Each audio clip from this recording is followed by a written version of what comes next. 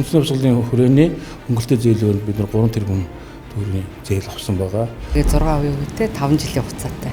Тэгээ энэ хөрөнгө оруулалтын зээлийг авснаар бид бол яг үлдсэн хөрөнгө оруулалтуудаа гаццсан байсан ажлуудаа явуулаад тэгээд 6 дугаар сард нээлттэй хийсэн. Томд хөрөмжийн зээлүүдийг татвараас хөнгөлж чөлөөлөх гэсэн хүрээнд бидний сая 60 сая төгрөгийн хөнгөлөлт идэллээ. Хан үйлдвэр маань одоо ковидын дараа маш хүнд хэцүү байдалд ороод үйлдвэр маань ашиглалтанд ороход одоо хэцүү байдалтай байсан бол одоо хүнсний хувьсгалын хүрээнд гарсан баг бүдэ уцаа зээлээс авч одоо богино хугацаанд одоо буюу 2 жилийн хугацаанд Туркийн тоног төхөөрөмж тийм сайхан үйлдвэр маань ашиглалтанд орсон байна. Тийм учраас өнөөдөр одоо Монгол Улсын ерөнхийлөгч үр дүнгээ өгж байгаа үйлдвэрүүдээр бас эргээд ажиллаа явж байна. Үндэсний хувьсгалын хүрээнд хийж байгаа хөнгөлөлтөө зээл маань бидэнд маш том тус дэм болж ирж байна. Энэний хүрээнд энэнийхээ хүчинд одоо бидний үйлдвэрээ амжилттай ашиглалтанд оруулж байна.